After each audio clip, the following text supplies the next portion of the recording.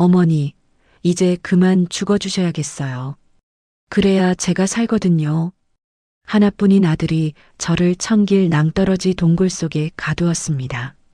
어둠 속에서 피눈물을 흘리며 의식을 잃어가던 그때 밖에서 바위를 긁어내는 육중한 소리와 함께 투박한 사투리가 들려왔습니다. 박산이 밧줄 하나에 몸을 의지한 채 절벽 중간 바위 선반 위에서 소리쳤습니다. 누구여? 귀신이여 사람이여. 이 대낮에 산사람 홀리려고 작정을 한 거여 뭐여. 내는 가진 것도 없는 약초꾼이니께 제발 그냥 가셔요.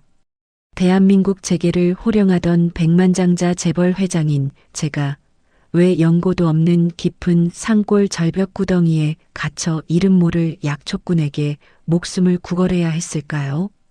목숨을 걸고 저를 구출해낸 45살의 노총각 박산.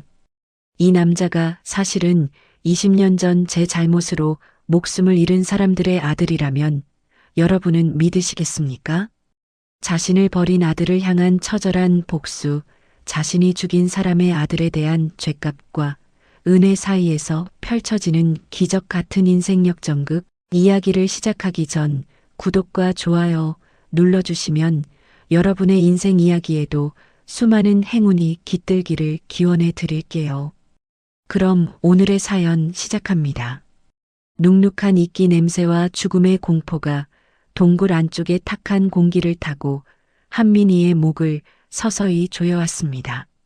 한민이가 피 맺힌 손가락으로 동굴 입구를 가로막은 거대한 바위 표면을 손톱이 뒤집어지도록 긁어대며 절규했습니다. 태준아, 이 나쁜 놈아, 엄마가 여기 있다고. 제발 대답 좀 해봐라. 네가 정령 사람이더냐? 동굴 밖에서는 매서운 산바람이 깎아지른 절벽 벽면을 사정없이 때리는 날카로운 소리만 메아리칠 뿐 아들의 대답은 끝내 들려오지 않았습니다. 한민이가 차가운 바닥에 머리를 박으며 거친 숨을 몰아쉬었습니다. 말도 안 돼. 내 아들이, 내가 금지옥 여부로 키운 내 하나뿐인 핏줄이 나를 산 채로 이 낭떠러지에 매장하다니. 여보, 당신이 하늘에서 보고 있다면 제발 이 악마 같은 놈을 좀 말려주세요. 불과 1시간 전 아들 한태주는 인적조차 끊긴 이 험악한 절벽 중간의 좁은 선반길로 어머니를 유인했습니다. 평생 다정했던 아들의 눈빛은 얼음장처럼 차갑게 변해 있었고 한태주는 주저없이 어머니를 좁은 동굴 구멍 안으로 거칠게 밀쳐냈습니다. 그리고는 길가에 아슬아슬하게 얹혀있던 거대한 낙석을 지렛대로 굴려 입구를 완벽하게 봉쇄해버렸습니다. 한민이가 품속에서 남편의 유품인 진주 목걸이를 꺼내 아라리 훑으며 희미해져가는 정신을 간신히 붙잡았습니다. 손등에서는 바위를 긁다 터진 핏방울이 차가운 바닥으로 뚝뚝 떨어져 얼룩을 만들었습니다. 한민이가 목걸이를 쥔 손에 너클이 하얗게 돋도록 힘을 주며 혼잣말을 내뱉었습니다. 태준아, 나 절대로 여기서 안 죽는다. 네가 저지른 이 패륜적인 짓을 내가 세상 사람들에게 다 알리기 전까지는 절대로 눈 못 감아. 어미를 버린 대가가 얼마나 무서운지 내가 똑똑히 보여주마. 한민이가 다시 한번 바위 틈새를 향해 입술을 바짝 대고 마지막 남은 힘을 쥐어짜 소리쳤습니다. 사람 살려주세요. 제발 누구 없어요. 여기 사람이 갇혀 있어요. 살려주세요. 제발 누구라도 내 목소리 좀 들어주세요. 대한민국 재계의 거물이라 불리던 한민희 회장의 마지막 모습이 이런 짐승 같은 구덩이 속이라니 억울함에 가슴이 터질 것만 같았습니다. 한민희가 절벽 아래로 떨어지는 돌멩이 소리를 들으며 몸을 웅크리고 흐느꼈습니다. 태준아, 네가 정령 회장 자리가 탐나서 이 어미를 죽이는구나. 돈이 뭐라고, 그깟 종이 조각이 뭐라고 천륜을 저버린단 말이냐. 절벽 위에서 밧줄 하나의 의지에 내려오던 박산이 바위 선반 위에서 멈칫하며 온몸에 털이 곤두서는 것을 느꼈습니다. 등에 맨 낡은 약초 자루가 강풍에 사정없이 휘청거렸지만 박산의 귀에 들려온 것은 바람 소리보다 더 처절한 여자의 비명이었습니다. 박산이 약초 괭이를 방어하듯 앞세우며 덜덜 떨리는 목소리로 허공을 향해 소리쳤습니다. 누구여? 귀신이여 사람이여. 이 대낮에 산사람 홀리려고 작정을 한 거여 뭐여. 내는 가진 것도 없는 약초꾼이니께 제발 그냥 가셔요. 귀신이면 당장 물러가란 말이여요. 박산이 바위 틈새에서 들려오는 울음 섞인 소리에 기겁하며 뒤로 주춤 물러났습니다. 아이구야, 저거 진짜 사람 목소리 맞네요? 근데 이 천길 낭떠러지 벼랑 끝에 왜 사람이 갇혀 있대요? 귀신이 곡할 노릇이구만요. 이거 참말로 세상에 이런 일이 다 있대요. 박산이 밧줄을 쥔 손에 밴 식은 땀을 바지에 슥슥 닦으며 조심스럽게 바위 틈새로 고개를 들이밀었습니다. 어이, 거기 진짜 사람이요? 내 말 들리요? 귀신이면 지금이라도 솔직하게 말해주셔요. 내는 심장이 약해서 그런 거 못 참구만요. 동굴 안쪽에서 한민이가 바위 벽을 쾅쾅 두드리며 더 크게 절규했습니다. 사람이에요. 제발 좀 도와주세요. 여기 동굴 안에 갇혀서 숨이 막혀 죽을 것 같아요. 제발 부탁입니다. 살려주세요. 박산이 가슴팍을 거칠게 문지르며 헉헉거리는 숨을 몰아쉬었습니다. 아이고, 사람 맞구만요. 아주머니, 걱정 마셔요. 내 절대로 나쁜 사람 아니니께요. 근데 어째 이런 곳에 갇히신 거예요? 여기가 어디라고 사람 발길이 닿는 곳이 아닌디 말이여요. 박산이 랜턴을 꺼내 바위 틈새를 비추자 흙먼지로 범벅이 된 한민이의 초췌한 얼굴이 불빛 속에서 드러났습니다. 진짜 사람이네요. 아주머니, 조금만 참으셔요. 내 지금 당장 꺼내줄 테니께 안쪽으로 딱 붙어 계셔요. 바위 부스러기 떨어지면 크게 다치니께 조심하셔야 해요. 박산이 결심한 듯 어금니를 꽉 깨물고 다시 바위 앞으로 다가갔습니다. 박산이 밧줄을 바위 돌출부에 한 번 더 단단히 고정하며 목청을 높였습니다.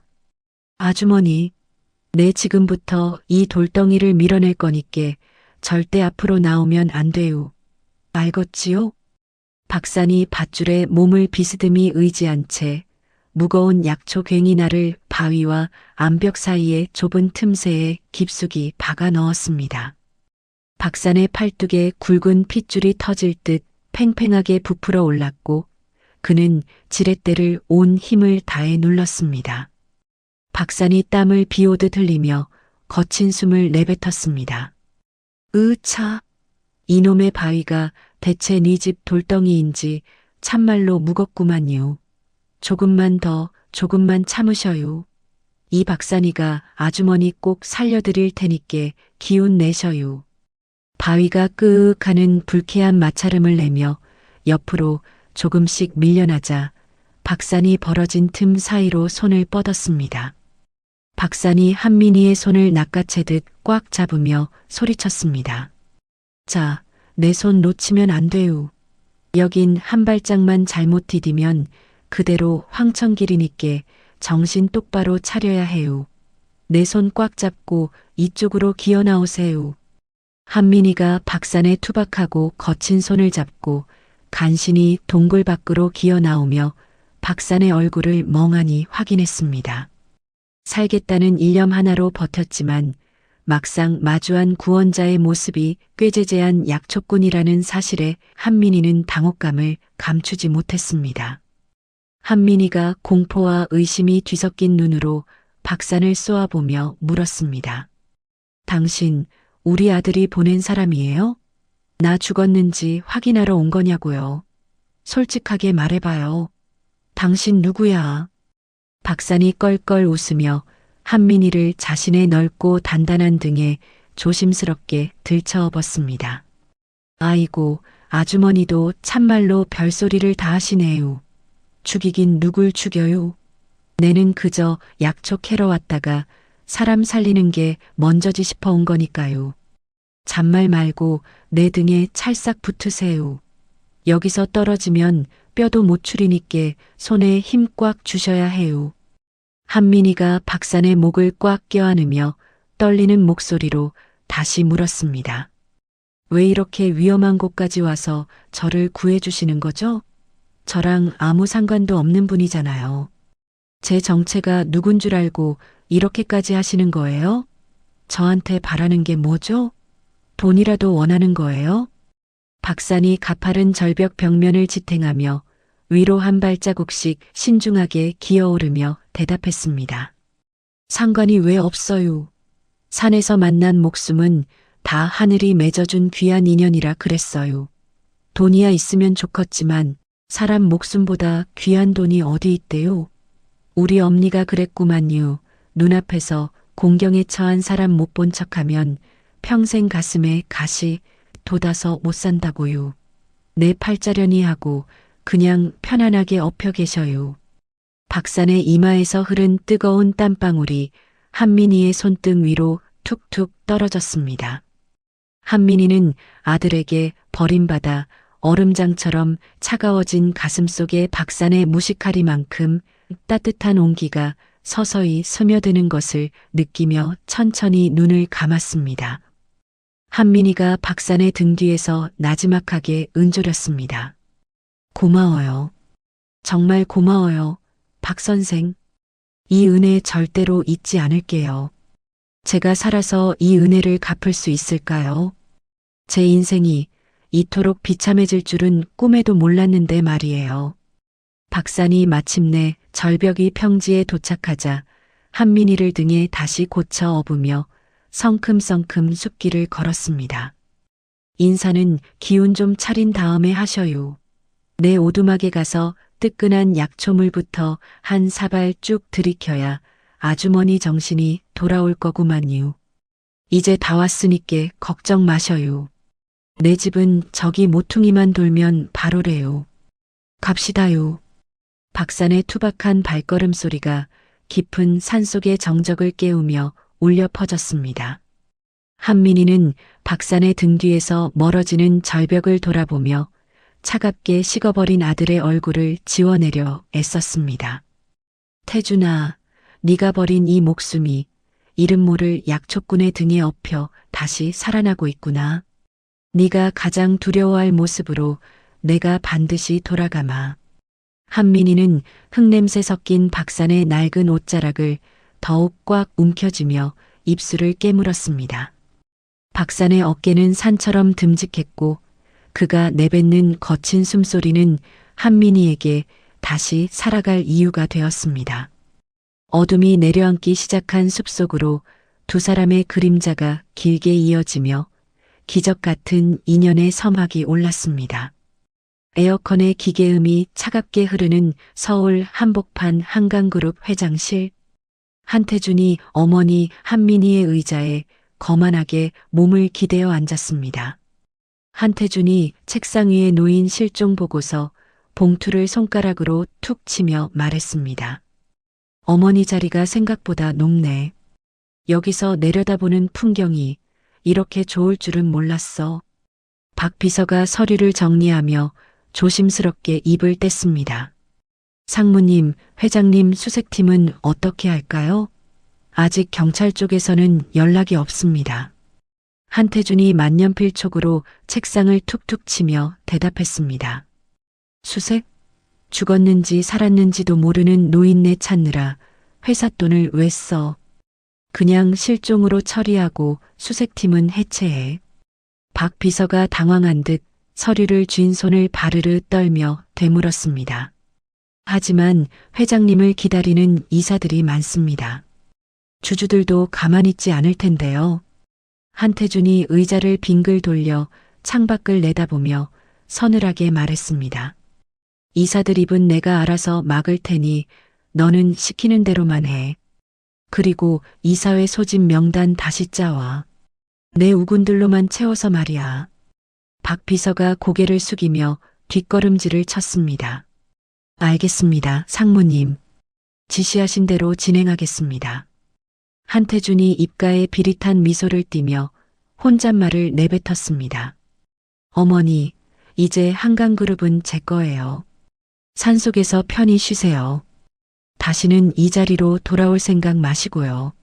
한태준이 책상 위에 스탠드를 거칠게 끄며 일어섰습니다. 박 비서, 당장 며느리 김미영한테 연락해.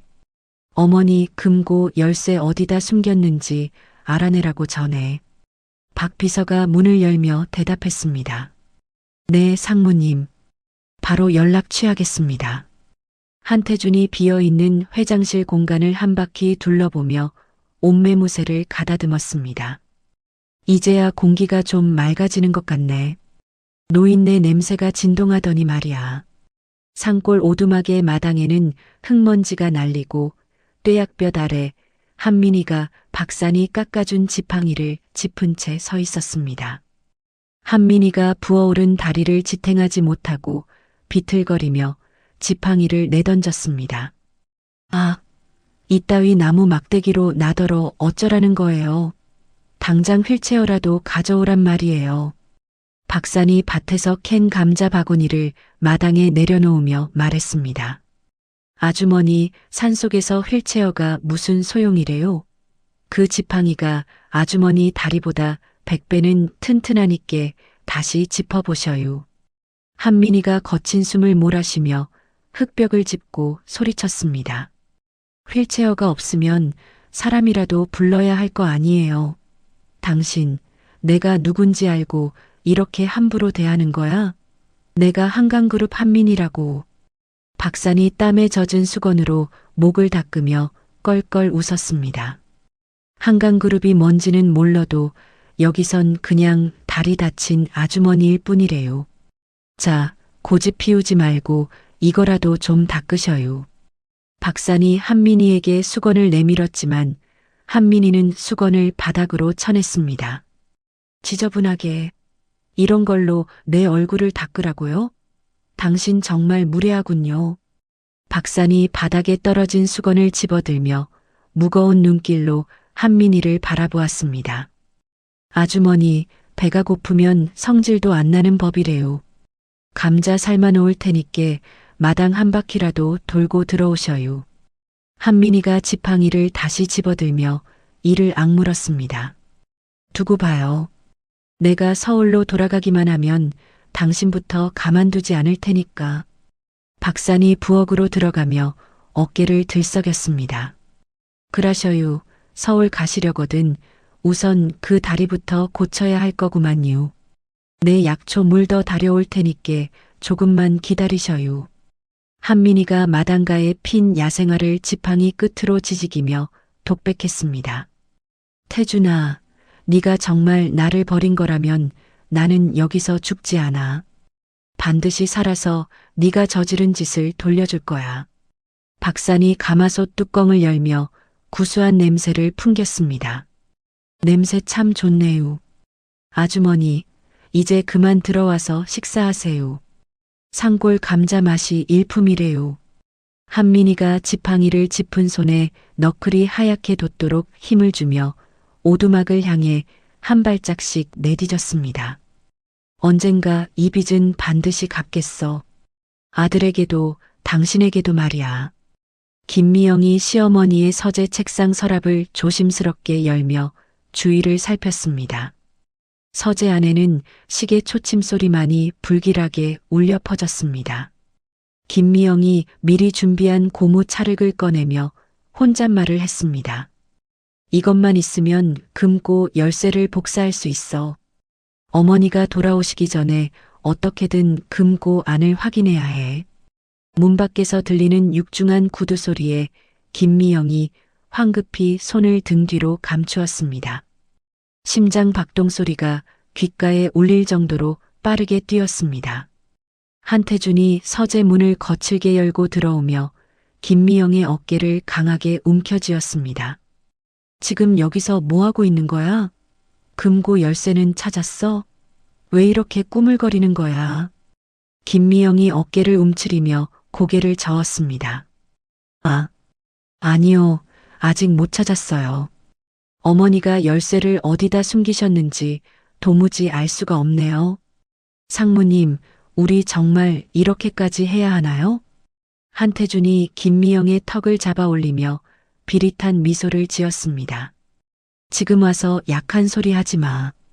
어머니가 실종된 지금이 우리한테는 유일한 기회야. 금고 안에 있는 비자금 장부랑 채권, 그거 다 내 손에 들어와야 한단 말이야. 김미영이 태준의 손을 뿌리치며 책상 뒤로 물러났습니다. 어머니가 살아계시면 어쩌려고 그러세요? 만약 돌아오셔서 이 사실을 아시면 우리 둘 다 쫓겨날 거예요.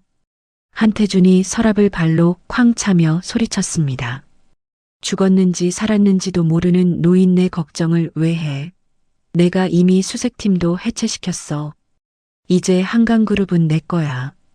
너는 그저 내가 시키는 대로 열쇠나 찾아와. 김미영이 떨리는 손으로 책상 모서리를 붙잡으며 대답했습니다. 상무님은 정말 무서운 분이시네요. 친어머니를 두고 어떻게 그런 말씀을 하실 수 있어요?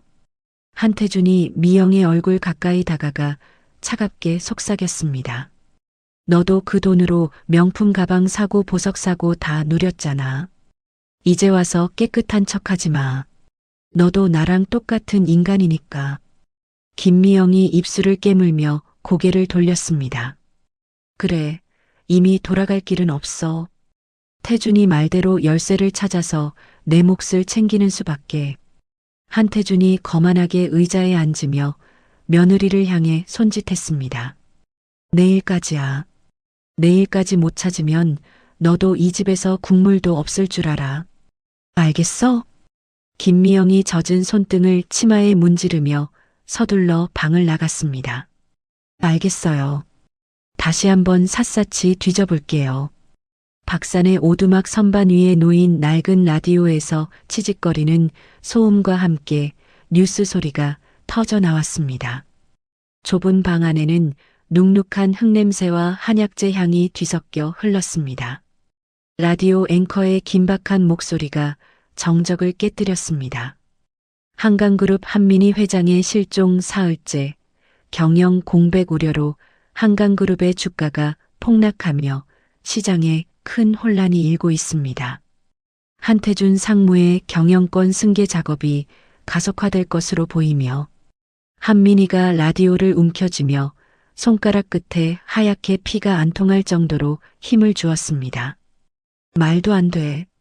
태준아, 네가 회사를 망치고 있구나. 내 평생을 바친 회사를 네가. 박산이 마당에서 캔 나무를 들고 들어오며 한민희의 손에서 라디오를 뺏어 들었습니다. 아주머니, 이런 거 듣지 마셔요. 속만 더 뒤집어지고 병난 있게 그냥 내버려 두셔요. 한민희가 박산의 팔을 부여잡으며 다급하게 매달렸습니다. 이봐요, 박 선생. 나를 당장 서울로 데려다 줘요. 내 회사가 무너지고 있다고요. 내가 가야 모든 게 바로잡힌단 말이에요. 박산이 라디오 전원을 툭 끄며 무거운 눈길로 한민희를 내려다보았습니다. 서울 가면 뭐가 달라진대요? 그 다리로 회사 문턱이나 넘을 수 있겠어요? 지금은 그냥 여기서 숨죽이고 몸부터 추스르셔요. 한민희가 눈물을 머금은 채 주머니 속 진주 목걸이를 꺼내어 손바닥 위에 올렸습니다. 당신이 뭘 안다고 그래요? 내가 어떻게 지켜온 자리인데 내 아들이 그 자리를 더럽히고 있다고. 제발 나 좀 도와줘요. 박산이 툇마루 구석에 놓인 빛바랜 신문 뭉치를 뒤적이며 씁쓸하게 입을 뗐습니다.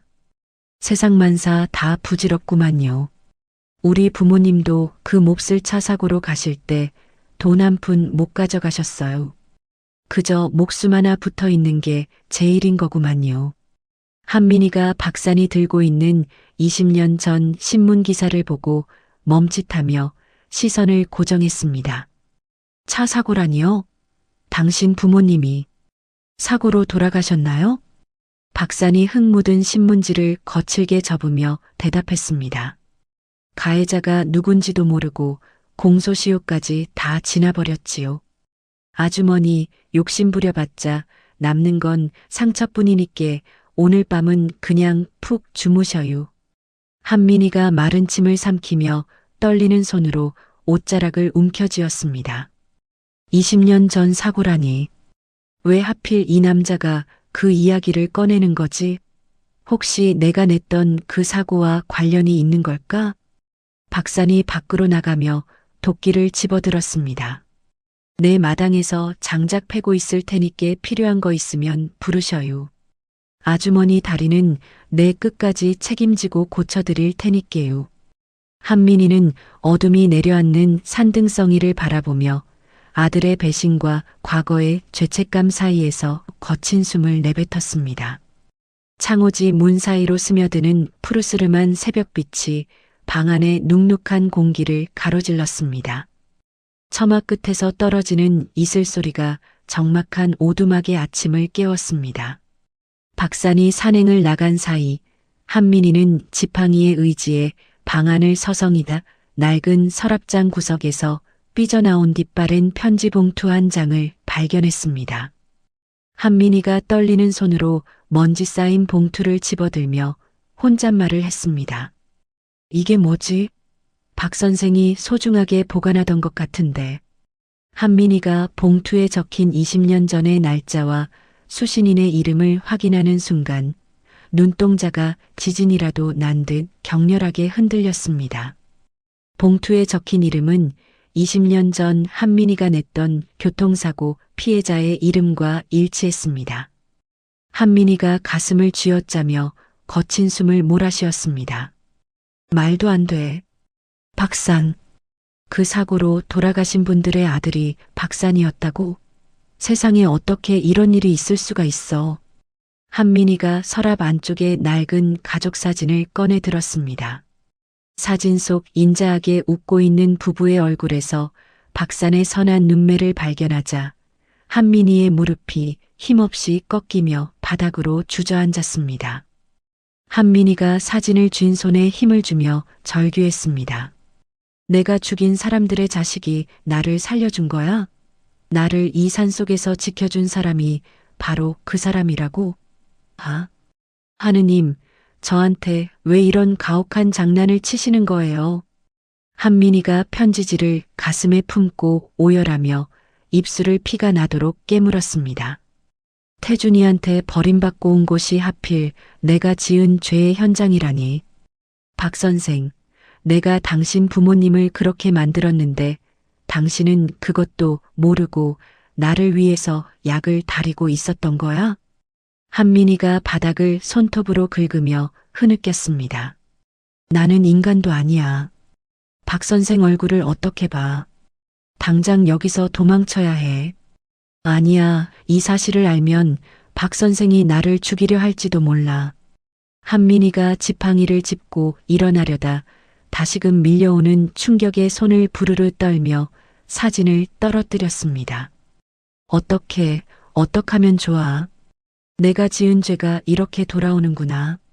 세월이 지나도 죄는 사라지지 않는 법이야. 한민이가 거울 속에 비친 자신의 일그러진 얼굴을 보며 쉰 목소리로 속삭였습니다.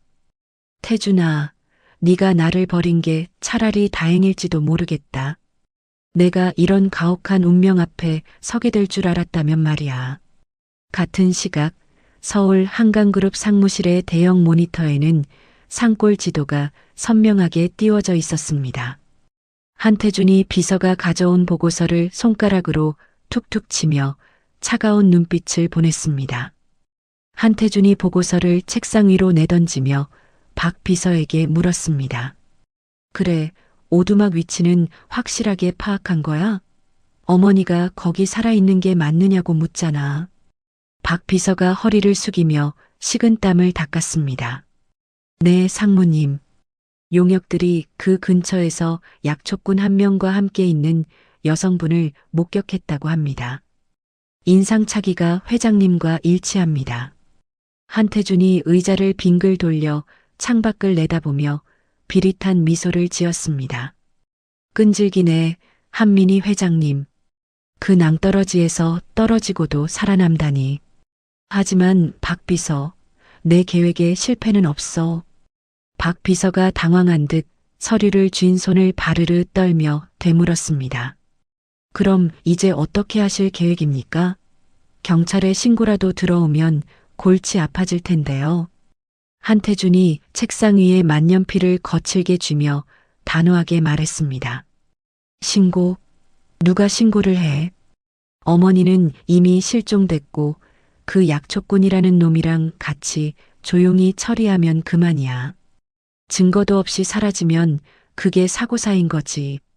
박 비서가 마른 침을 삼키며 목소리를 낮췄습니다. 하지만 상무님, 그 약초꾼이라는 사람에 대해서는 아직 조사가 덜 끝났습니다. 마을 사람들 평판이 아주 좋다고 하던데요. 한태준이 만년필을 부러뜨릴 듯 힘을 주며 고함을 질렀습니다. 평판이 무슨 상관이야. 내 앞길을 막는 자는 누구든 치워버려야 해.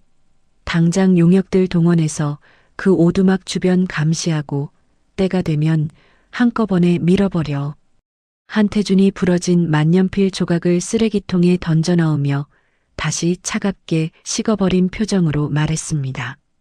어머니, 제가 말씀드렸잖아요. 이제 한강그룹은 제 거라고. 그러니까 박산인지 뭔지 아는 놈이랑 같이 저승길 동무나 하세요. 박 비서가 뒷걸음질을 치며 서둘러 방을 나갔습니다. 알겠습니다, 상무님. 지시하신 대로 당장 사람들을 움직이겠습니다. 한태준이 텅 빈 상무실에서 창밖의 고층 빌딩들을 내려다보며 승리에 도취한 듯 어깨를 들썩였습니다. 이제 조금만 더 있으면 모든 게 완벽해져. 걸림돌은 하나씩 제거하면 되는 거니까. 박산이 툇마루에 약초 바구니를 내려놓으며 흙을 털어냈습니다. 아주머니, 네 왔슈. 오늘은 운 좋게 산삼버금가는 뿌리를 하나 캤구만요. 이거 다려 드시면 기운이 확 돌아올 거고요. 한민이는 황급히 편지를 품속으로 밀어넣으며 손을 부르르 떨었습니다. 어서 오세요. 벌써 오셨나요? 박산이 방 안으로 들어오며 한민이의 창백한 얼굴을 살폈습니다. 얼굴이 와 이리 하얗게 질렸대요. 어디 또 아픈 거 아니셔요? 열은 없는 것 같은데. 한민이가 시선을 피하며 바닥에 떨어진 진주 목걸이를 주우려다 손이 미끄러졌습니다. 목걸이가 바닥을 구르며 둔탁한 소리를 냈습니다. 박산이 목걸이를 대신 주워 건네며 한민이의 눈을 빤히 바라보았습니다. 아주머니, 손이 왜 이리 떨려요? 꼭 뭐에 홀린 사람 마냥 말이죠. 내한테 뭐 할 말이라도 있는 것이요. 한민이가 목걸이를 낚아채듯 받으며 입술을 깨물었습니다. 아무것도 아니에요. 그냥 다리가 좀 아파서 그래요. 박 선생, 저기 물 좀 한 사발만 가져다 줄래요? 박산이 고개를 갸웃거리며 부엌으로 향했습니다. 물이야 얼마든지 드리지요. 근데 아주머니, 아까부터 저 서랍장 쪽을 자꾸 보시는디 뭐 잃어버린 거라도 있으셔요? 한민이가 가슴에 손을 얹고 거친 숨을 내뱉었습니다.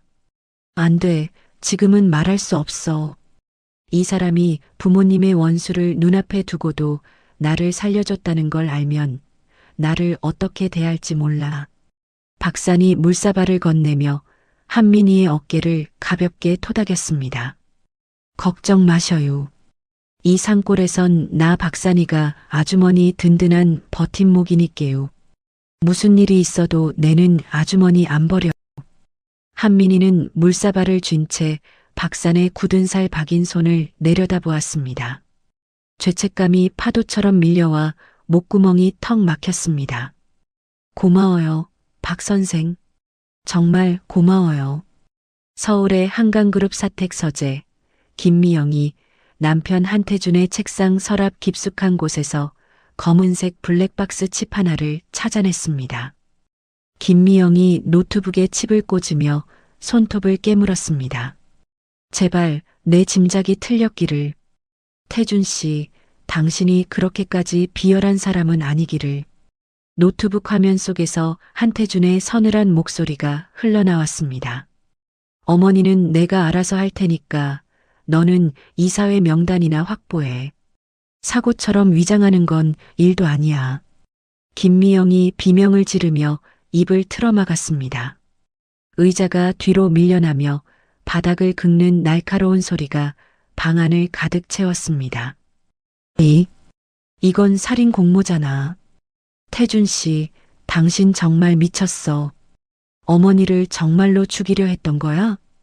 김미영이 노트북을 덮고 가방을 챙기며 현관문으로 달렸습니다.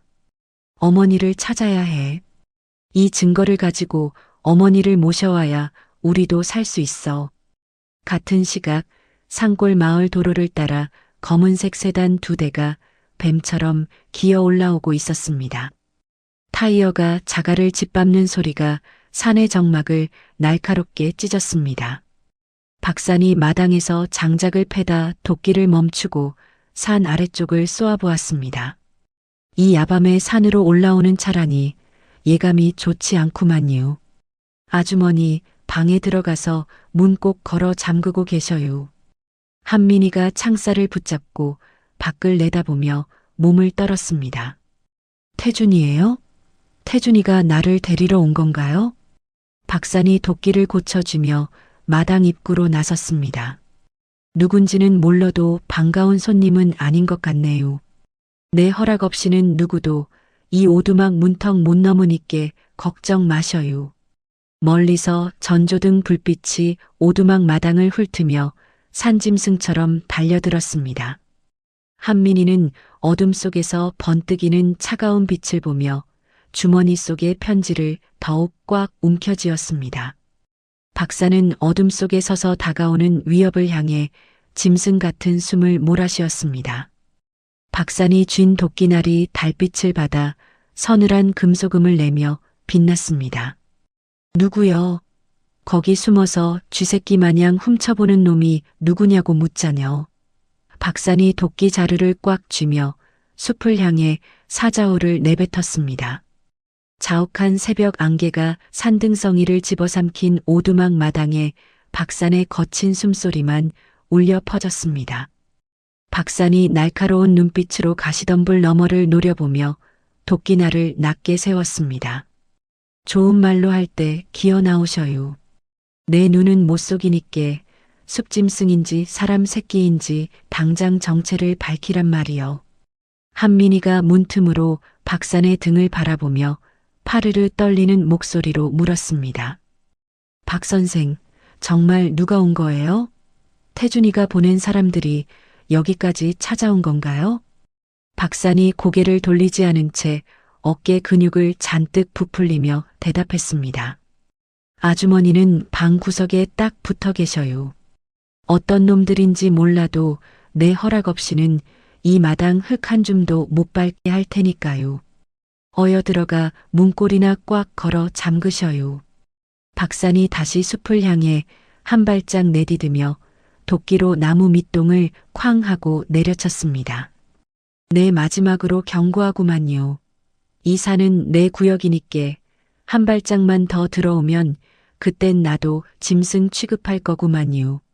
숲 저편에서 나뭇가지가 뚝 부러지는 소리가 들리더니 이내 정적이 찾아왔습니다. 박산이 맺힌 땀을 거칠게 닦아내며 낮게 은조렸습니다. 갔나 보네요. 아주머니, 이제 나오셔도 돼요. 겁먹지 마셔요. 내 여기 딱 버티고 서 있으니께요. 한민이가 조심스럽게 문을 열고 나와 툇마루 끝에 걸터 앉으며 가슴을 쓸어내렸습니다. 심장이 터질 것 같아요. 평생 돈으로 사람을 부리며 살았는데 정작 내 목숨 하나 지키는 게 이렇게 무서운 일인 줄 몰랐어요. 박산이 도끼를 바닥에 내려놓으며 한민이의 곁으로 다가와 털썩 앉았습니다. 돈이 무슨 소용이래요. 산속에선 주먹 쥔 손보다 따뜻한 밥 한 그릇이 더 힘이 센 법이래요. 아주머니 얼굴이 헬쑥해진 거 보니께 속이 말이 아니겠구만요. 한민희가 박산의 굳은 살 박인 손등을 슬쩍 바라보며 입술을 깨물었습니다. 박 선생은 제가 밉지 않으세요? 정체도 모르는 여자를 구해줬다가 이런 위험까지 겪고 있는데 원망 한마디 안 하시네요. 박산이 껄껄 웃으며 하늘을 올려다보았습니다. 원망할 시간이 어디 있대요? 사람 살리는 게 먼저지요. 아주머니도 나중에 기운 차리면 누군가에게 이 빚 갚으면 되는 거구만요. 자, 안개 거치기 전에 아침이나 먹읍시다요. 박산이 가마솥 뚜껑을 열자 구수한 된장 냄새와 함께 하얀 김이 방 안가득 피어올랐습니다. 한민희가 숟가락을 든 채 밥그릇에 담긴 보리밥을 물끄러미 바라보며 말이 없었습니다. 박산이 자신의 밥그릇에 감자 하나를 툭 올려두며 재촉했습니다. 식기 전에 어여 드셔요. 배가 든든해야 정신도 맑아지는 법이래요. 산골 된장이 좀 짜도 기운 차리는 데는 이만한 게 없구만요. 한민희가 숟가락을 내려놓고 고개를 숙인 채 낮은 목소리로 물었습니다. 박 선생, 사실은 내가 20년 전에 큰 잘못을 저지른 적이 있어요. 만약 그 잘못 때문에 당신이 소중한 걸 잃었다면 그래도 나를 용서해 줄 수 있나요? 박산이 밥을 크게 한술 떠넣으며 우물거리는 목소리로 대답했습니다. 20년 전 일이면 벌써 강산이 2번이나 변했네요. 지난 일에 매달려 살면 오늘 하루가 너무 아깝지 않겠어요? 내는 그런 거 잘 몰라요. 그냥 오늘 하루 웃고 살면 그만이지요. 한민희가 주머니 속에 감춰둔 진주 목걸이를 손가락 끝으로 만지작거리며 눈시울을 붉혔습니다. 이 사람은 이렇게나 맑은데 나는 평생을 죄책감이라는 지옥에서 살았구나. 박 선생의 부모님이 돌아가신 그 사고가 내 손끝에서 시작되었다는 걸 알면 이 따뜻한 된장찌개도 독처럼 느껴지겠지. 박산이 한민희의 그릇에 두부를 듬뿍 떠 넣어주며 말을 이었습니다. 아주머니, 자꾸 땅만 보지 마셔요. 이미 지나간 일은 산바람에 다 날려보내고 이제부터 어떻게 살지가 더 중요한 거구만요. 내 말이 틀렸어요? 한민희가 억지로 미소를 지으며 된장국 한 모금을 삼켰습니다. 박 선생 말이 맞아요. 제가 너무 어리석었네요. 오늘 이 밥 한 그릇의 무게를 잊지 않을게요. 정말 고마워요, 박 선생. 박산이 흐뭇한 듯 밥그릇을 비워내며 툇마루로 나갔습니다. 그러셔요. 다 먹었으면 내 마당 쓸 테니께 방에서 좀 쉬셔요. 마을 내려가서 소식 좀 듣고 올 테니께 어디 가지 말고 딱 붙어 계셔야 해요. 한민희가 멀어지는 박산의 뒷모습을 보며 지팡이를 꽉 움켜쥐었습니다. 태준아, 네가 나를 버린 건 용서할 수 있어. 하지만 내가 저지른 과거의 업보는 내가 직접 매듭짓겠다. 박 선생에게 진실을 말하고 네가 망치고 있는 한강그룹도 내가 다시 세울 거야. 산들바람이 오두막 창살을 흔들며 지나가고 한민희는 처음으로 도망치지 않고 진실을 마주할 용기를 가슴 깊이 새겼습니다. 마을 어귀의 낡은 나무 대문이 거세게 흔들리는 소리가 정적을 깼습니다. 김미영이 흙먼지 묻은 손으로 대문을 두드리며 다급하게 소리쳤습니다. 계세요? 아무도 안 계세요? 제발 문 좀 열어주세요. 박할머니가 창고에서 낡은 자전거를 끌고 나오며 헛기침을 했습니다. 이 새벽부터 누군데 이리 소란이래요. 아침 대바람부터 사람 혼을 다 빼놓네요. 김미영이 대문 틈으로 박할머니를 발견하고는 무릎을 꿇으며 애원했습니다. 할머니, 제발 도와주세요. 한민희 회장님 며느리예요. 저희 어머니가 이 근처 산에 계신다는 소식을 듣고 왔어요. 박할머니가 깜짝 놀라 자전거를 바닥에 내팽개치며 달려왔습니다. 뭐라고요? 한 회장님 며느리라고요? 아이고, 어서 들어오셔요.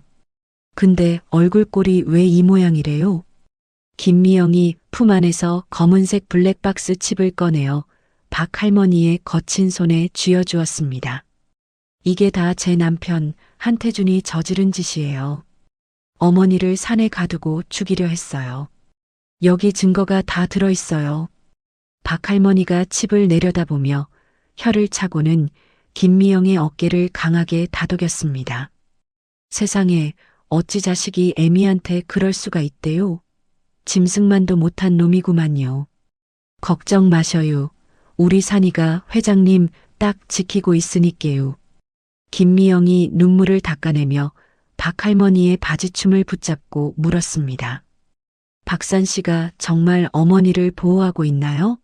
지금 어디 계신지 아세요? 제발 저 좀 데려다 주세요. 박 할머니가 대문에 걸린 호각을 목에 걸며 단호하게 대답했습니다. 지금은 위험해서 안 돼요. 저 밑에 검은 차들이 깔린 거 못 봤어요? 새댁은 여기 창고에 딱 숨어 계셔요. 내 자전거 타고 산이한테 알려주고 올 테니께요. 김미영이 창고 구석으로 몸을 숨기며 떨리는 목소리로 부탁했습니다. 할머니, 제발 조심하세요. 그 사람들 무서운 사람들이에요. 저희 어머니 꼭 좀 살려주세요. 박 할머니가 낡은 자전거 페달을 힘차게 밟으며 마당을 나섰습니다. 이 할미 걱정은 마셔요. 이 산줄기는 내가 손바닥 보듯 훤하니께요. 산아, 기다려라, 할미가 간다요. 산등성이를 타고 내려온 차가운 바람이 오두막 창살을 사정없이 흔들었습니다. 한민이가 바닥에 떨어진 박산의 어머니 편지를 줍지도 못한 채 손을 부르르 떨었습니다. 박 선생, 정말 미안해요. 내가 20년 전에 낸 사고 때문에 당신 부모님이 내가 죽일 죄를 지었어요. 박산이 한민이의 어깨를 잡아 일으키며 숲 아래쪽 전조등 불빛을 노려보았습니다. 아주머니, 지금 그게 중요하지 않구만요. 저 밑에 놈들이 오두막 코앞까지 들이닥쳤어요.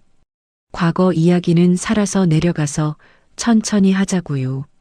한민이가 박산의 옷자락을 붙잡으며 고개를 가로저었습니다. 아니요, 나를 두고 가세요. 나는 벌을 받아야 마땅한 사람이에요. 나 때문에 당신까지 위험해지는 건 절대 안 돼요. 박산이 한민이의 팔을 잡아 끌어 자신의 등에 억지로 업히게 하며 소리쳤습니다. 아주머니가 벌을 받든 말든 그건 나중에 내한테 빌면 돼요. 지금은 저 뱀 같은 놈들한테 잡히는 게 더 큰 죄라는 걸 모르셔요. 꽉 잡으세요. 한민이가 박산의 넓은 등에 얼굴을 묻으며 억눌린 울음을 터뜨렸습니다. 박 선생, 당신은 왜 이렇게까지 나한테? 나는 당신 원수인데 왜 목숨까지 걸고 나를 지키는 거예요? 박산이 오두막 뒷문을 발로 차서 열며 가파른 바위길로 몸을 날렸습니다. 원수든 뭐든 내 눈앞에선 살려달라 울부짖던 아주머니일 뿐이래요. 엄니가 그랬어요. 사람은 사람을 귀하게 여겨야 한다고요. 그 가르침 하나로 버티는 거니께 잔말 마셔요. 한민이가 박산의 거친 목덜미에서 느껴지는 뜨거운 땀방울을 손으로 닦아내며 결연하게 말했습니다. 고마워요. 정말 고마워요. 박 선생 덕분에 내가 왜 살아야 하는지 이제야 알 것 같아요. 나 절대로 허망하게 안 죽을 거예요. 박산이 바위 틈새 좁은 길을 지나며 낮은 목소리로 속삭였습니다. 저기 동굴 입구 보이지요? 저기가 우리가 처음 만난 곳이래요. 놈들은 여기 길 절대 몰라요. 조금만 더 힘내셔요, 아주머니. 한민이가 주머니 속 진주 목걸이를 꽉 쥐며 어둠 속에서도 형형하게 빛나는 박산의 눈빛을 보았습니다. 태준아, 네가 버린 내 목숨을 원수의 아들이 살려내고 있구나. 이제 내가 네가 저지른 모든 악행을 끝내러 가마. 박산이 어두운 숲속에서 들리는 호각 소리에 귀를 기울이며 미소를 지었습니다. 할매 소리래요. 도와줄 사람이 왔으니 이제 한시름 놓으셔요. 아주머니, 우리 이제 진짜로 살았어요. 한민이가 박산의 등에 매달려 희미하게 밝아오는 산 너머의 새벽을 바라보았습니다. 절망의 끝에서 발견한 희망은 차가운 산 공기를 가르고 두 사람의 가슴 속에 뜨겁게 타올랐습니다. 눈부신 정오의 햇살이 오두막 마당 위로 쏟아지며 마른 나무 냄새를 진하게 풍겼습니다. 한민이가 지팡이 없이 조심스럽게 마당을 거닐며 채반에 널린 나물들을 하나하나 정성스럽게 살폈습니다. 박산이 툇마루 한 구석에서 칼로 나무를 깎아내며 무심하게 말을 건넸습니다. 아주머니, 이제는 지팡이 없이도 제법 잘 걸으시네요. 다리 근력이 꼭 산 사람 다 됐구만요. 한민이가 굽혔던 허리를 천천히 펴고 박산을 향해 잔잔한 미소를 지었습니다. 박 선생 덕분이죠. 매일같이 쓴 약초물을 다려준 정성이 아니었다면 저는 지금도 그 어두운 동굴 속에 갇혀 있었을 거예요. 박산이 깎고 있던 나무 조각을 탁탁 털어내더니 투박하게 만든 나무 신발 한 켤레를 한민이의 발치에 내려놓았습니다. 이거 한번 신어보셔요. 아주머니 발치수 눈대중으로 맞춰서 깎았는 뒤 산길 걸을 때 발바닥 안 아프게 신경 좀 썼구만요. 한민이가 나무 신발에 조심스레 발을 밀어넣으며 감격스러운 표정으로 신발을 내려다보았습니다. 고마워요, 박 선생. 평생 명품 구두만 신고 살았는데 이 나무 신발이 세상에서 가장 가볍고 편안하네요. 제 인생에서 가장 귀한 선물을 받은 기분이에요. 박산이 쑥스러운 듯 뒷머리를 긁적이며 화로의 불씨를 뒤적였습니다. 귀하긴 뭐가 귀해요.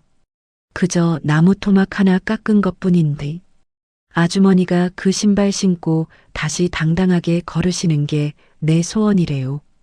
한민이가 마당가에 핀 야생화를 매만지며 박산의 옆자리에 나란히 앉았습니다. 박 선생, 저 정말 결심했어요. 이제 도망치지 않을 거예요. 제가 저지른 과거의 잘못도 우리 아들이 망치고 있는 현재도 제 손으로 직접 바로잡을 거예요. 박산이 고개를 끄덕이며 한민이의 어깨를 가볍게 다독였습니다. 그러셔요. 아주머니는 충분히 그러실 수 있는 분이래요. 내 끝까지 아주머니 뒤에서 버팀목이 되어 드릴 테니께 아무 걱정 마시고 앞만 보고 가셔요. 마을 입구에서부터 자전거를 타고 달려온 박할머니가 바구니 가득 도토리묵을 담아 오두막 문을 힘차게 두드렸습니다. 박할머니가 거친 숨을 몰아쉬며 마당으로 들어서서 목청을 높였습니다. 사나, 이장 할미 왔네요. 아주머니, 몸은 좀 어떠셔요? 내 아주머니 기운 차리라고 묵 좀 맛있게 쑤어왔구만요. 한민이가 서둘러 마당으로 나가 박할머니의 거친 손을 두 손으로 꼭 맞잡았습니다.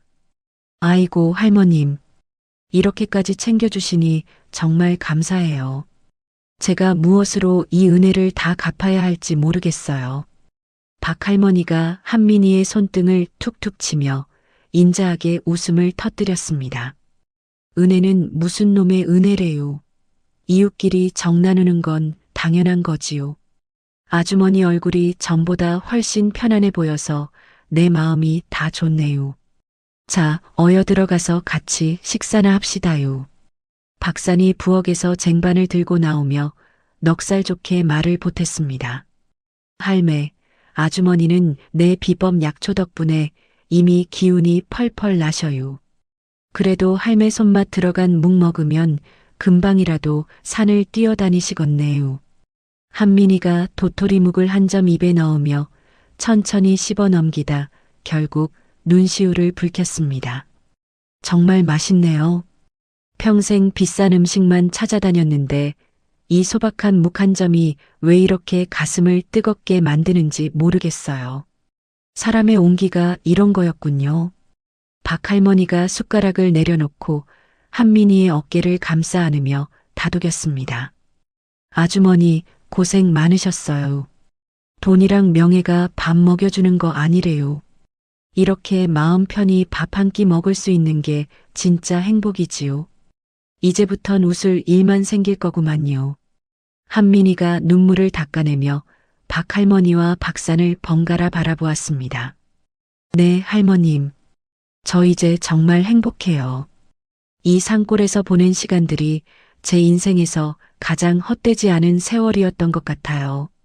당신들 덕분에 제가 다시 태어난 기분이에요. 박산이 흐뭇한 듯 밥그릇을 비워내며 마당으로 나갔습니다. 그러셔요. 아주머니 웃으시는 거 보니께 내 마음도 뻥 뚫리는 것 같네요. 아주머니는 이제 세상 그 누구보다 강한 분이시니께 어떤 시련이 와도 끄떡없을 거구만요. 한민이가 지팡이를 내려놓고 자신의 힘으로 툇마루에 서서 산 너머를 바라보았습니다. 비록 아들에게 버림받고 원수의 아들 곁에 머물고 있지만 그녀의 가슴 속에는 그 어느 때보다 단단한 용기와 희망이 샘솟고 있었습니다. 김미영이 오두막 뒷길 숲속에서 몸을 숨기고 있다가 조심스럽게 마당으로 발을 내디뎠습니다. 김미영이 한민이를 발견하고는 달려와 손을 꽉 잡으며 울먹였습니다. 어머니, 정말 살아계셨군요. 제가 너무 늦게 와서 죄송해요. 한민이가 깜짝 놀라 김미영의 어깨를 붙잡으며 물었습니다. 미영아, 네가 어떻게 여기까지 온 거니?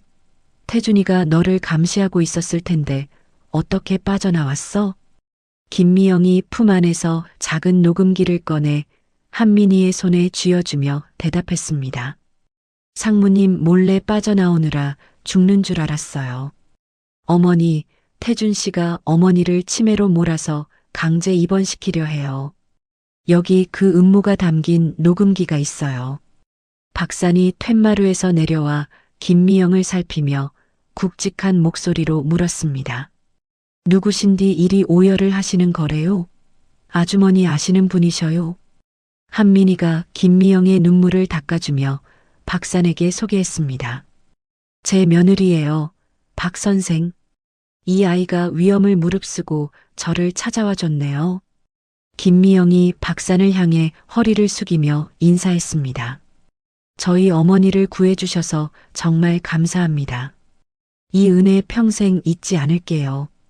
박산이 쑥스러운 듯 뒷머리를 긁적이며 손사래를 쳤습니다. 별 말씀을 다 하시네요. 내는 당연히 할 일을 한 것뿐이래요. 자, 어여 방으로 들어가서 이야기 나누셔요. 김미영이 한민이의 귀에 대고 낮은 목소리로 속삭였습니다.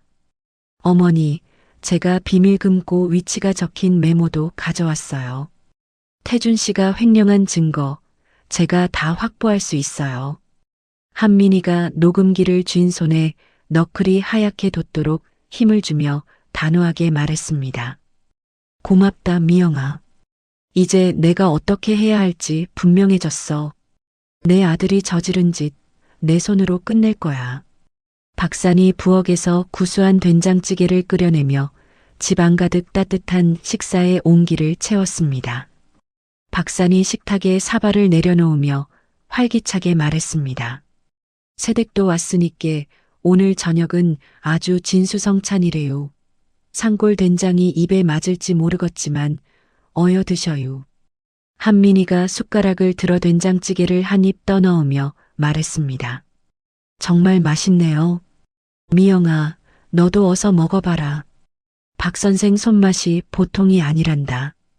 김미영이 찌개를 맛보고는 감탄하며 대답했습니다. 정말 구수하고 맛있어요, 어머니. 이런 밥상을 마주하니 이제야 마음이 좀 놓이는 것 같아요. 박산이 한민이와 김미영의 밥그릇에 감자를 하나씩 얹어주며 껄껄 웃었습니다. 맛있게 드시니 내 기분이 다 좋네요. 아주머니, 이제 서울 갈 준비 단단히 하셔야 할 거구만요. 한민이가 식사를 멈추고 박산을 깊은 눈빛으로 바라보며 입을 뗐습니다. 박 선생, 저 정말 잊지 않을게요. 제가 서울에 가서 모든 걸 바로잡고 나면 꼭 박 선생 부모님 묘소에 같이 가요.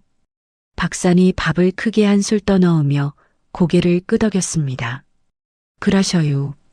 엄니 아버지도 아주머니가 일이 당당해진 거 보시면 참말로 좋아하실 거구만요. 김미영이 한민이가 건네준 메모를 품에 소중히 안으며 결연한 표정을 지었습니다.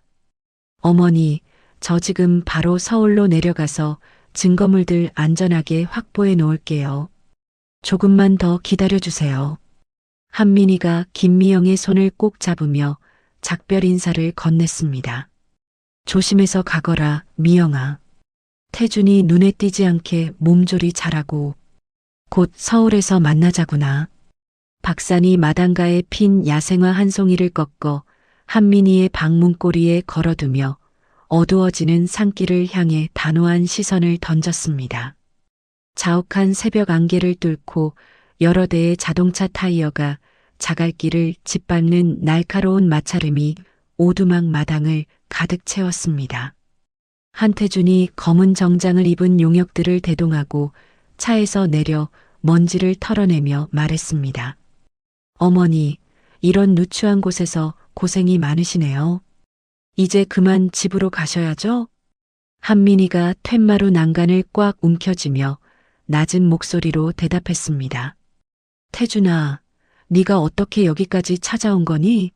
나를 죽이려던 걸로 모자라서 이제는 확인 사살이라도 하러 온 거야?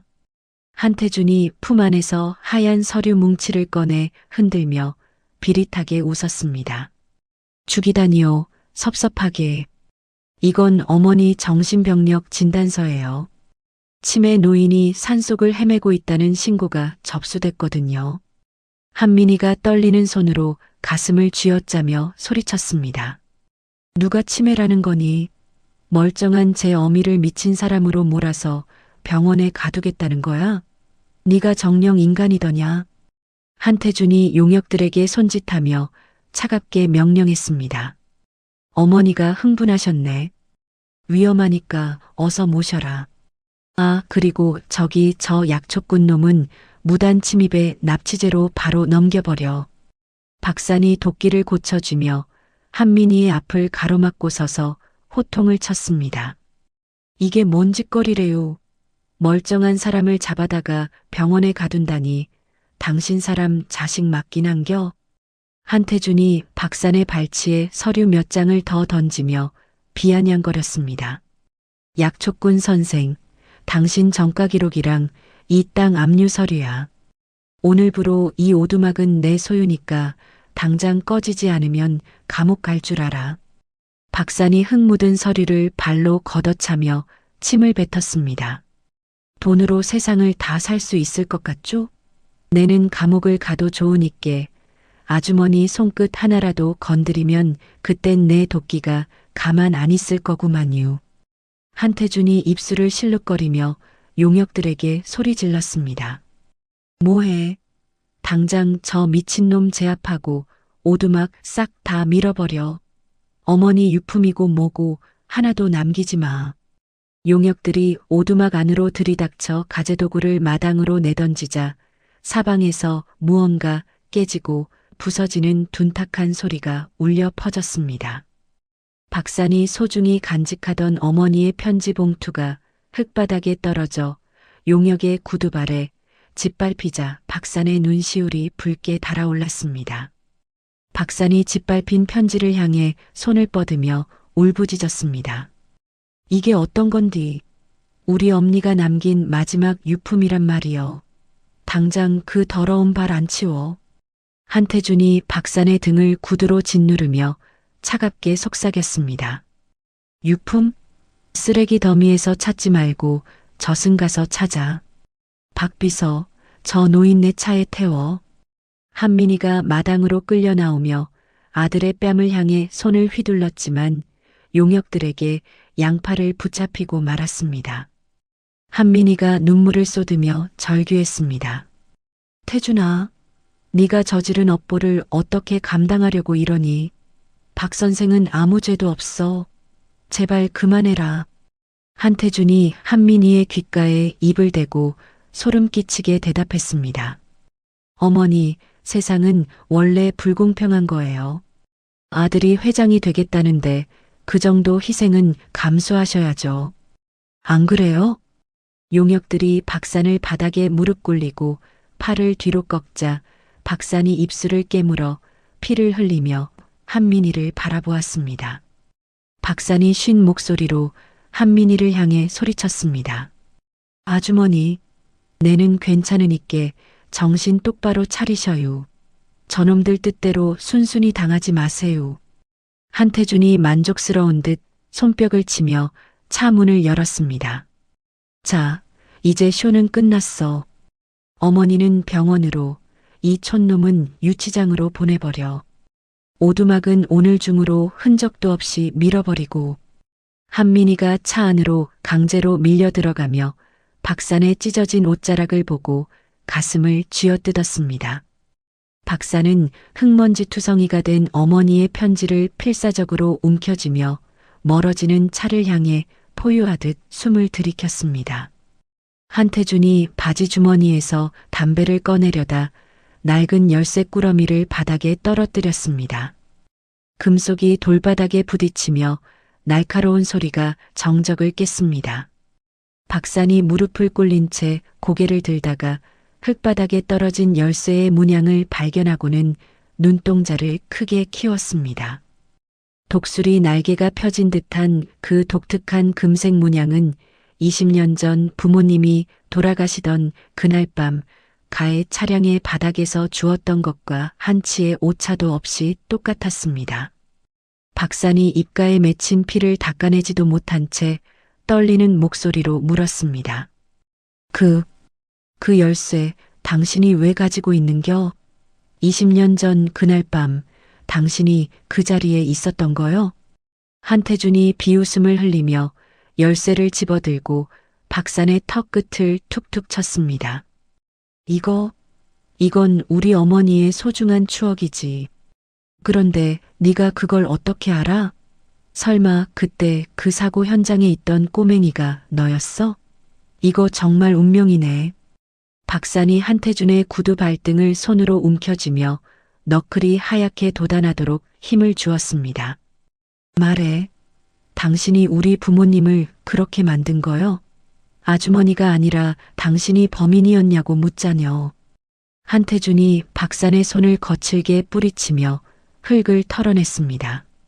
범인이 누군지가 뭐가 중요해? 이미 세상 사람들은 우리 어머니가 범인이라고 믿고 있는데 말이야. 그리고 너 같은 촌놈이 뭘 할 수 있겠어? 조용히 입 닥치고 감옥이나 가. 한민희가 차 창문을 두드리며 밖을 향해 절규했습니다. 태준아, 네가 무슨 짓을 한 거니? 박 선생이 하는 말이 사실이야? 네가 그때 그 사고의 진실을 알고 있었던 거야? 한태준이 차 문을 손으로 쾅 치며 한민희의 시선을 차갑게 외면했습니다. 어머니는 그냥 가만히 계세요. 그래야 어머니도 살고 한강그룹도 사는 거니까요. 박비서, 당장 출발해. 박산이 바닥을 기며 멀어지는 차를 향해 손을 뻗었습니다. 아버지, 어머니, 제가 20년을 기다린 원수가 바로 저놈이었네요. 내는 절대 저놈을 용서할 수가 없구만요. 한태준이 용역들에게 턱짓으로 명령을 내리며 오두막을 가리켰습니다. 저 집 지금 당장 밀어버려. 먼지 하나 남기지 말고 싹 다 가루로 만들어버리라고. 마을 입구에서 박 할머니가 낡은 자전거를 내팽개치고 달려와 용역들의 앞을 가로막았습니다. 거친 숨을 몰아쉬는 할머니의 이마에는 굵은 땀방울이 송골송골 맺혀 있었습니다. 박 할머니가 지팡이를 휘두르며 용역들을 향해 소리쳤습니다. 이 무지막지한 놈들아, 죄 없는 사람들을 어찌 이리 대하는겨. 우리 산이 당장 내놓지 못할까? 용역 중 한 명이 박 할머니의 어깨를 밀치자 할머니가 힘없이 바닥으로 고꾸라졌습니다. 흙바닥에 부딪히는 둔탁한 소리가 마당에 울려 퍼졌습니다. 박산이 무릎을 꿇은 채 발버둥 치며 울부짖었습니다. 할매 괜찮으셔요? 이 나쁜 놈들아, 노인네한테 무슨 짓거리래요. 당장 우리 할매한테서 떨어져.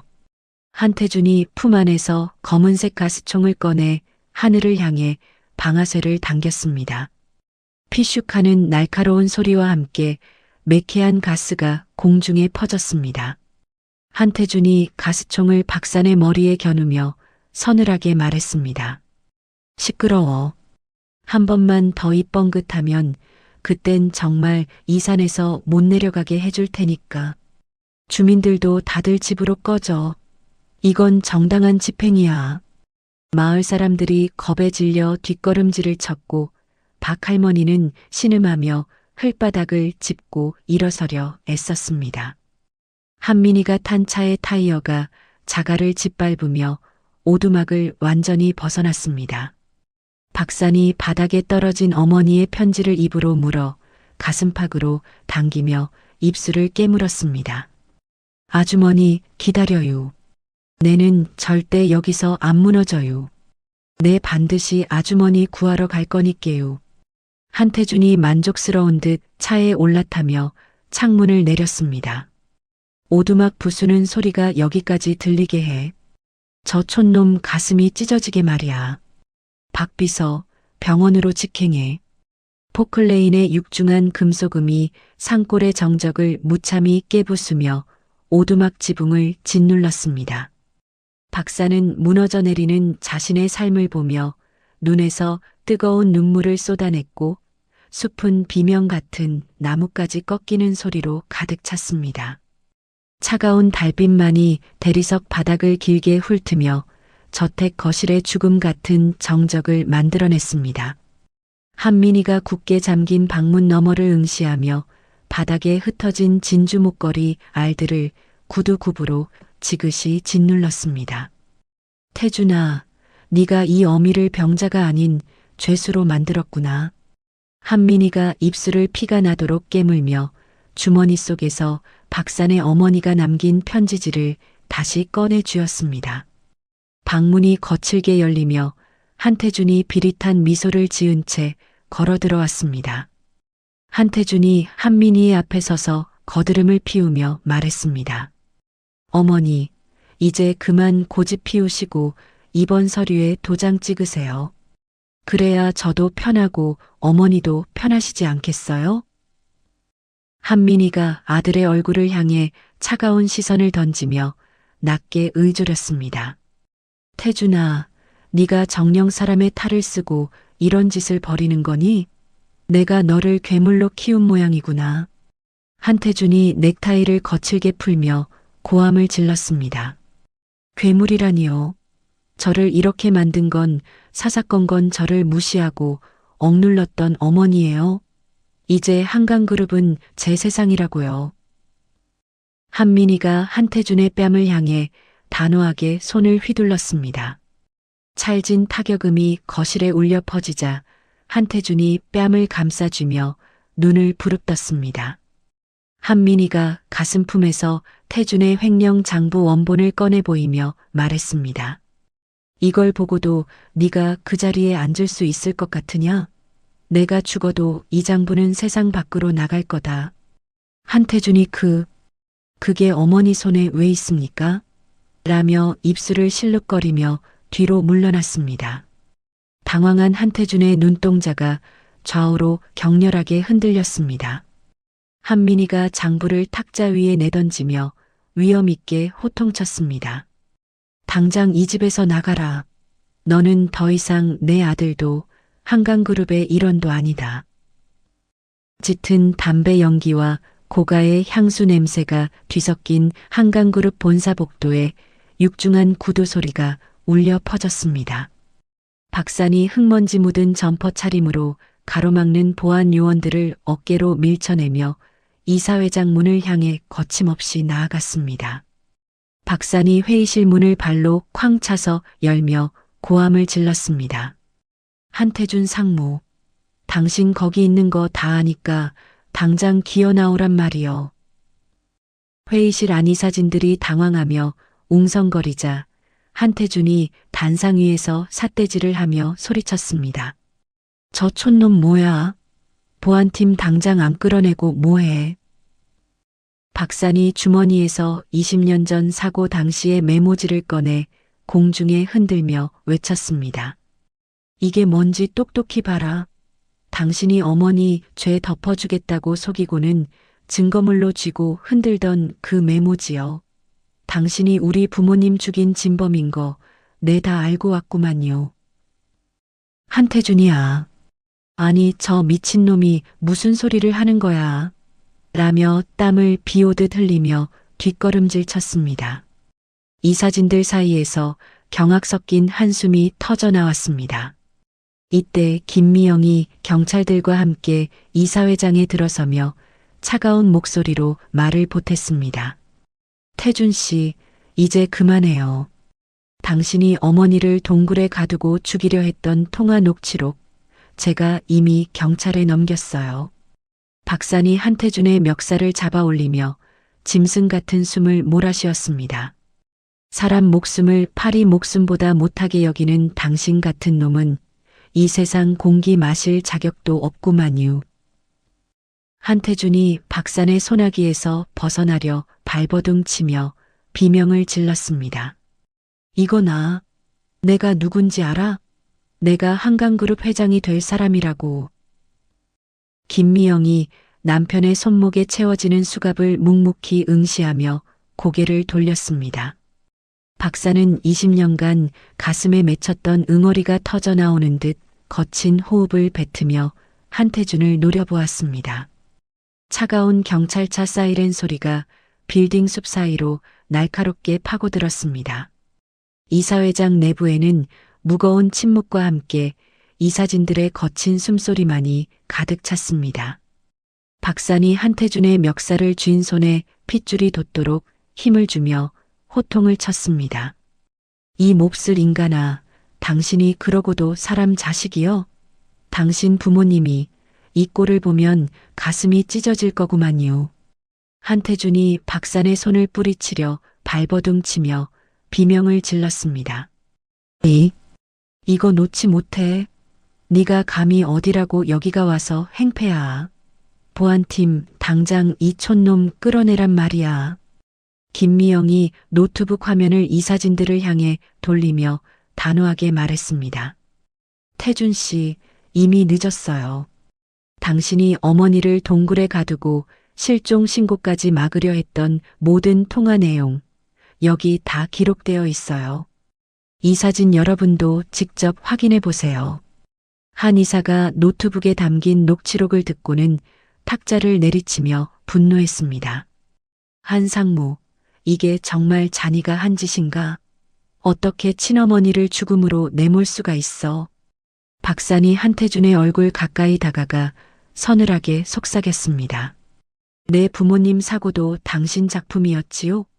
어머니 죄를 뒤집어 씌우고 뒤에서 장난질 친 거, 내 다 알고 왔구만요. 당신은 이제 끝이래요. 한태준이 다리가 풀린 듯 바닥에 주저앉으며 땀을 비오듯 흘렸습니다. 그건 오해예요. 나도 어쩔 수 없는 상황이었다고요. 제발 한 번만 봐주세요. 경찰관들이 회의실 안으로 들어와 한태준의 양팔을 붙잡았습니다. 한태준 씨, 존속살해 미수 및 횡령 혐의로 긴급 체포합니다. 묵비권을 행사할 수 있으며 변호사를 선임할 권리가 있습니다. 한태준이 끌려나가며 이사회장을 향해 악을 썼습니다. 이거나 내가 한강그룹 회장이야. 다들 가만 안 둘 거야. 내가 다시 돌아오면 너희는 다 끝이라고. 박산이 멀어지는 한태준의 뒷모습을 보며 20년 전 부모님이 남긴 낡은 편지를 가슴에 품었습니다. 억눌렸던 분노가 가시고 그 자리에 허탈함과 깊은 한숨이 대신 자리를 잡았습니다. 이사회장 입구의 묵직한 문이 다시 열리며 휠체어를 탄 한민희가 모습을 드러냈습니다. 눈부신 조명 아래 선 한민희의 눈동자는 그 어느 때보다 차갑고 결연하게 빛났습니다. 한민희가 이 사진들을 한 명씩 노려보며 위험 있는 목소리로 입을 뗐습니다. 다들 놀라셨습니까? 죽은 줄 알았던 한민희가 살아 돌아와서 실망하신 분들도 계시겠군요. 이사진들이 일제히 자리에서 일어나 허리를 숙였습니다. 회장님, 돌아오셔서 정말 다행입니다. 저희는 상무의 말만 믿고 그만 실수를 했습니다. 한민희가 단상 앞으로 다가가 마이크를 잡고 떨리는 손끝을 감추려 책상을 움켜쥐었습니다. 한강그룹은 이제 제 아들 태준이의 것도 저 한민희의 것도 아닙니다. 그동안 제가 저지른 모든 과오와 아들의 범죄에 대해 무거운 책임을 통감합니다. 박산이 회의실 구석에서 한민희의 연설을 묵묵히 지켜보며 고개를 끄덕였습니다. 한민희와 박산의 시선이 허공에서 마주치자 두 사람 사이에는 말로 다 할 수 없는 복잡한 감정이 교차했습니다. 한민희가 서류 한 장을 이사진 앞에 내보이며 선언했습니다. 저 한민희는 오늘부로 한강그룹의 모든 직위에서 물러나겠습니다. 제 주식은 전부 사회공헌재단에 기부하고 전문 경영인 체제로 전환할 것입니다. 이사회장이 술렁거리기 시작했지만 한민희의 결단은 단호했습니다. 이것이 제가 지은 죄를 씻고 박 선생처럼 선한 이들에게 줄 수 있는 마지막 보답입니다. 박산이 한민희를 향해 짧게 목례를 하고는 조용히 회의실 문을 열고 나갔습니다. 박산의 낡은 점퍼 자락이 복도의 불빛 아래 잠시 머물다 이내 어둠 속으로 사라졌습니다. 한민희가 멀어지는 박산의 뒷모습을 보며 주머니 속의 진주 목걸이를 아라리 어루만졌습니다. 박 선생, 이제야 제 마음이 조금 가벼워지네요. 당신이 가르쳐준 인생의 진짜 등불을 이제야 찾은 것 같아요. 한민희는 텅 빈 아들의 의자를 보며 길게 숨을 내쉬었습니다. 모든 진실이 드러난 자리에는 비로소 차가운 정적과 함께 새로운 시작을 알리는 안도감이 내려앉았습니다. 삼봉우리를 감싸하는 부드러운 안개 사이로 따스한 아침 햇살이 박산의 오두막 지붕을 평화롭게 비추었습니다. 오두막 앞마당에는 다시 평범한 약초꾼의 모습으로 돌아온 박산이 쪼그려 앉아 잡초를 뽑고 있었습니다. 박산이 흙 묻은 손을 털어내며 맑은 공기를 깊게 들이마셨습니다. 아따, 오늘따라 산새들 노랫소리가 참말로 듣기 좋구만요. 이제야 진짜 내 세상에 돌아온 것 같네요. 마을 아래쪽에서 지팡이를 짚고 천천히 걸어 올라오는 한민희가 박산의 시야에 들어왔습니다. 한민희는 화려한 실크 정장 대신 수수한 무명 옷을 입고 잔잔한 미소를 지으며 마당으로 들어섰습니다. 박산이 툇마루에 앉아 방석을 매만지며 한민희를 맞이했습니다. 아주머니, 그 신발 신고 올라오느라 고생 많으셨어요. 내 여기 따뜻한 약초차 한 사발 다려놨으니께 어여 앉으셔요. 한민희가 박산이 깎아준 나무 신발을 툇마루 아래 나란히 벗어두며 대답했습니다. 박 선생, 이제는 이 오두막으로 올라오는 길이 전혀 힘들지 않네요. 오히려 서울 집보다 여기가 더 내 집처럼 편안하게 느껴져요. 차가운 시멘트 벽면이 위압감을 주는 교도소 면회실. 한태준이 수의를 입은 채 텅 빈 면회실 의자에 앉아 벽을 손톱으로 긁어대고 있었습니다. 한태준이 초점 없는 눈으로 허공을 응시하며 중얼거렸습니다. 아, 아니야. 이건 전부 꿈이야. 내가 왜 여기 있어? 내가 한강그룹 회장인데 다들 나한테 무릎 꿇어야 한다고. 같은 시각 한강그룹 재단 사무실에서는 김미영이 소외된 노인들을 위한 도시락 명단을 꼼꼼히 살피고 있었습니다. 김미영은 창밖을 보며 맑게 갠 하늘처럼 환한 미소를 지었습니다. 김미영이 봉사자들에게 자료를 건네며 활기차게 말했습니다. 여러분, 오늘 준비한 도시락은 양을 조금 더 늘려주세요. 어머니가 말씀하신 대로 정을 나누는 게 가장 큰 행복이니까요. 마을 입구에 새로 지어진 경로당에서는 박할머니와 주민들이 모여 떡을 나누며 왁자지껄한 웃음꽃을 피웠습니다. 박할머니가 떡 접시를 돌리며 큰 소리로 외쳤습니다.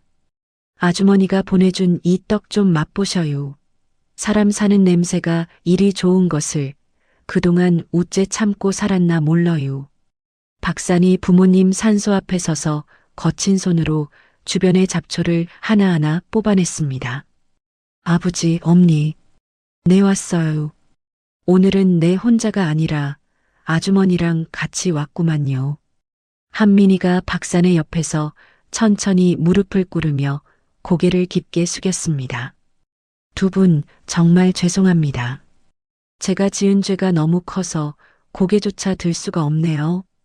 박 선생을 봐서라도 부디 저를 용서해 주세요.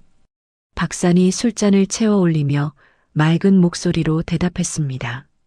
용서는 무슨 놈의 용서래요. 우리 엄니 아버지도 아주머니 사과 다 들으셨을 거구만요.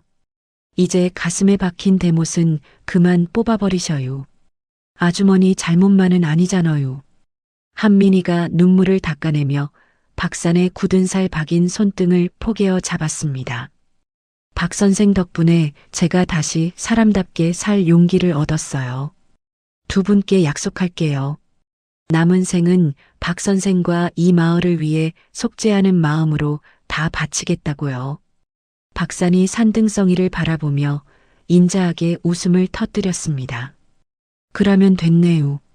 엄니 아버지도 이제 발 뻗고 편히 쉬실 거구만요. 자, 아주머니. 우리 이제 그만 내려가서 만난 밥이나 먹읍시다요. 한민이가 개울가 너럭바위에 앉아 빛바랜 진주 목걸이를 차가운 물속에 담가 씻어냈습니다. 이 목걸이에 묻은 탐욕과 한을 이제야 씻어내네요. 박 선생, 저 이제 이거 없어도 충분히 행복할 것 같아요. 박산이 마당에서 장작을 정리하다가 한민이를 보며 큰 소리로 말했습니다. 그러셔요. 낡은 건 보내주고 새 마음으로 살아야지요. 아주머니 눈빛이 이제야 산이슬처럼 맑고 고와졌구만요. 참 보기 좋네요. 한민이가 물기를 턴 목걸이를 주머니에 소중히 넣으며 일어섰습니다. 서울에서의 화려한 삶보다 여기서 박 선생이랑 감자 나눠 먹는 게 100배는 더 행복해요. 저 여기서 박 선생 곁에 계속 지내도 될까요? 박산이 껄껄 웃으며 부엌으로 향했습니다. 아이고, 아주머니가 계셔주시면 내야 천군만마를 얻은 기분이지요. 밥맛도 좋고 집안 생기도 돈있게요. 대신 감자 깎는 법은 내한테 더 배우셔야 할 거구만요. 한민이가 박산의 뒤를 따라가며 밝은 목소리로 대답했습니다. 그럼요. 박 선생 제자가 되어서 이 산골의 지혜를 다 배울게요. 우리 이제 진짜 가족처럼 서로 아끼며 잘 지내봐요. 고마워요, 박 선생. 저무는 노을이 사냐를 붉게 물들이며 두 사람의 그림자를 평화롭게 늘어뜨렸습니다. 한민이가 박산과 나란히 평상에 앉아 멀리 마을에서 하나둘씩 켜지는 등불을 바라보았습니다. 박산이 한민이의 어깨에 두툼한 담요를 덮어주며 따뜻하게 말했습니다. 인생 참 길고도 짧네요. 아픈 인연도 돌고 돌아 결국 이렇게 마주보게 되는 걸 보면 말이죠. 아주머니, 그동안 험한 세월 버티느라 참말로 고생 많으셨어요. 한민이가 박산의 어깨에 머리를 살짝 기대며 평온하게 눈을 감았습니다. 박 선생, 정말 고마워요. 제 생애 가장 아름다운 봄날을 이 산골에서 선물해줬네요. 이제는 아무 걱정 없이 박 선생 옆에서 푹 잠들 수 있을 것 같아요. 박산이 한민이의 거친 손등을 투박하게 잡으며 나지막하게 의조렸습니다. 내는 언제나 여기 있을 거구만요. 산바람이 불어도 눈보라가 쳐도 아주머니 곁은 내 딱 지키고 있을 테니께 걱정 마셔요. 우리 같이 늙어갑시다요. 산골의 밤은 깊어지고 풀벌레 소리가 두 사람의 나지막한 숨소리와 어우러져 완벽한 조화를 이루었습니다. 세월이 준 상처는 서로의 온기로 아물어가며 두 사람의 뒷모습을 달빛이 고요히 감싸 안았습니다. 결국 진심은 통하고 죄는 지은 대로 돌아가는 법인가 봅니다. 가장 아픈 인연의 끝에서 가장 따뜻한 인생의 봄날을 맞이한 한민희 회장의 뒷모습이 가슴 뭉클한 여운을 남깁니다. 인생은 참 길고도 짧지요. 아픈 인연도 돌고 돌아 결국 이렇게 마주보게 되는 것을 보면 고생 많으셨다는 그 한마디가 우리 삶에 얼마나 큰 위로가 되는지 새삼 깨닫게 됩니다. 여러분의 고단한 하루 끝에도 박산의 오두막처럼 따뜻한 등불이 늘 함께하기를 진심으로 기원합니다. 이야기를 끝까지 들어주신 분이 계시다면 어디에서 잘 들었다고 댓글 하나만 남겨주세요. 감사합니다.